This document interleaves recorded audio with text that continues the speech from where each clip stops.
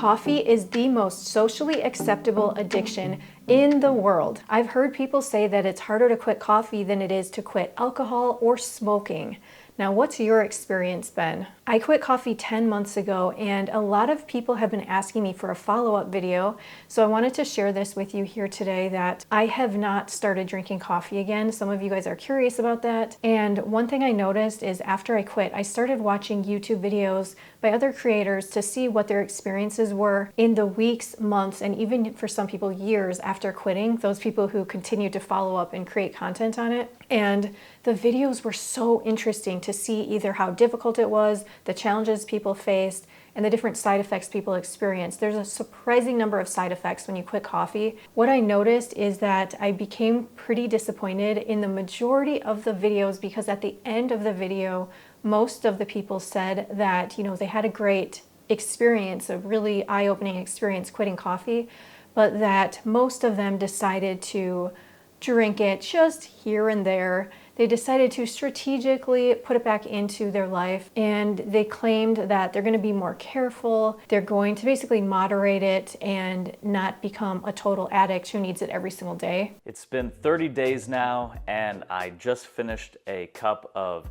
half regular, half decaf coffee, and honestly, it just made me feel a little weird. I can definitely see myself using coffee and caffeine more strategically long-term, as opposed to just pounding it every day just out of force of habit. For most people, it's not going to be very realistic or possible to moderate it because it's just something about coffee specifically where you really feel like people get hooked in and they often drink it every single morning like clockwork. It becomes a very important ritual in their morning and it feels necessary.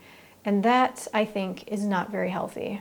But I totally understand because I was there, I've been there, and I've done that myself. Since quitting, here are a few things that really stood out to me, some changes that have happened. It took some time for this to really happen, but I just have real natural energy. So if I'm feeling tired, this is going to sound so basic.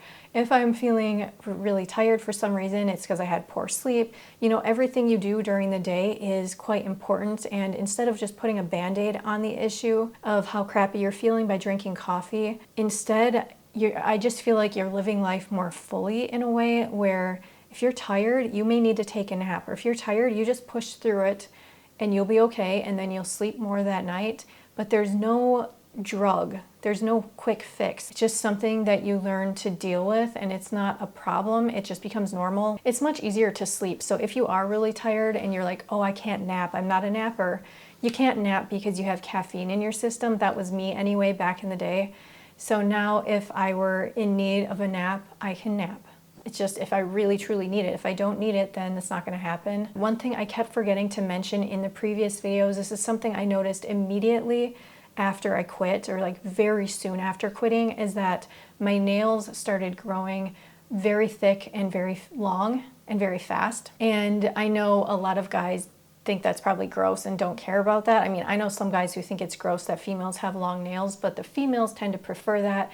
So to each their own. For some people it's a benefit, to some people it's annoying. It is a little bit annoying because I have to really maintain and take care of my nails and cut them and file them, do all of that every week. And maybe that's normal, but they're just growing so fast. If I wanted like super long nails that looked fake, they're so long, I could have that, but I keep them shorter because it's easier to do things. Okay, so when it comes to my sleep, I am not sleeping longer necessarily. There's a lot of factors that go into how long and your duration of sleep. So it hasn't changed the duration of my sleep, but I do feel like I'm sleeping better and I'm sleeping differently. My REM sleep has greatly increased. I can't tell you the exact percentage it's increased, but on average, I think it's about 25% REM per night. Basically, ever since I quit coffee, I've been dreaming. Day one of quitting, dreaming, remembering my dreams, waking up in between dreams, and I like it. It reminds me of when I was a teenager before I obviously started abusing caffeine. I really think that there are benefits to having more REM. There's also benefits to having deep sleep.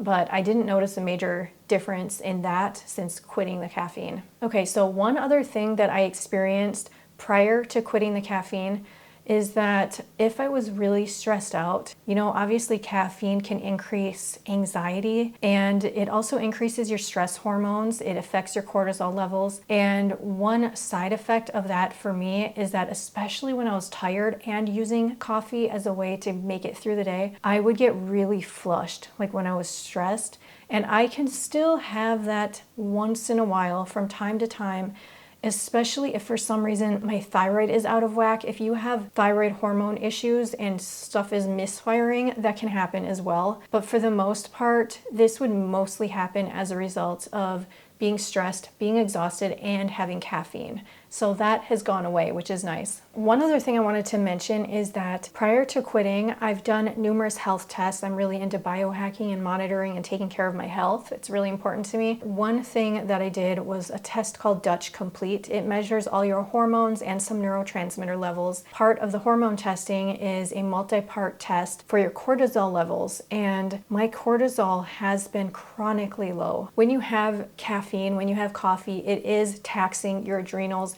and affecting your cortisol levels. And I want to test this again in the future. I'm going to try to wait a little bit longer. I know it's been 10 months, but I want to wait either like probably another 6 more months and then get my cortisol levels tested again to see if they have improved at all. One other thing I wanted to touch on is that I have had a couple of temptations, and these are things to be aware of in case you're in this situation. A lot of people are making certain choices in their lifestyle, the way they're eating, for example, and that's going to affect how you feel. If you feel terrible, if you feel good, you need to figure out what works for you. Some people are vegan, some people are carnivore, some people are keto, some people are eating the standard American diet. If you're feeling horrible, I would recommend starting with focusing on the diet. There are other things that can leave you feeling terrible, and one of them is a thyroid problem, especially if you are hypothyroid. I mean, if you're hyper, you're also going to feel horrible, but people who are hypo are very lethargic, very low energy. What I noticed over the last 10 months is that there were periods where I was hypothyroid, and this is due to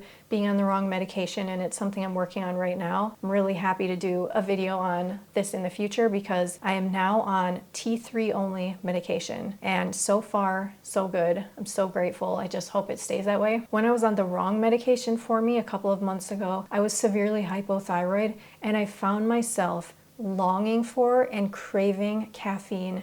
And I also was trying to justify it in my mind, and I added tea, low caffeine tea, to my cart, which was 30 milligrams, because I was so completely desperate to function properly. I was so incredibly hypothyroid, incredibly lethargic, like a sloth, and I could not function, and I was so desperate. That is what I ended up craving. So I tried adding this tea to my cart on Walmart.com, and I had like the wrong store or something. So I thought it was available, and then it wouldn't let me order it because it said it wasn't available at my closest store to ship it to me. And after that happened, I just closed it down and I never bought it.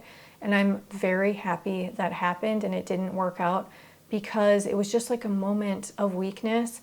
And then when I closed it, it's not something I went back and thought about again. It just goes to show you how our bodies are trying to survive in whatever way is necessary to really help us get through and to function. And it's really challenging, you guys, if you are dealing with thyroid issues.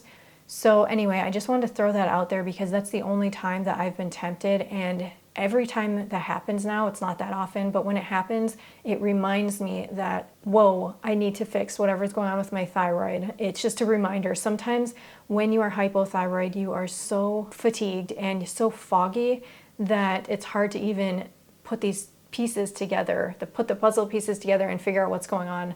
So I feel like a lot of us are masking different health issues by drinking the coffee, by having caffeine, or by taking other stimulants. A lot of people are on stimulant medications, and that's another thing that can be, for some people, it can be negatively affecting their health too. Some of you guys don't realize like how hooked you are until you stop. And some of you don't realize how bad you feel until you stop, and then you feel better. So if you're thinking about quitting, I highly recommend it, but to each their own. If you're still drinking it, I also totally understand the appeal. If you guys have any questions for me, please let me know down below. Thank you so much for watching, and take care.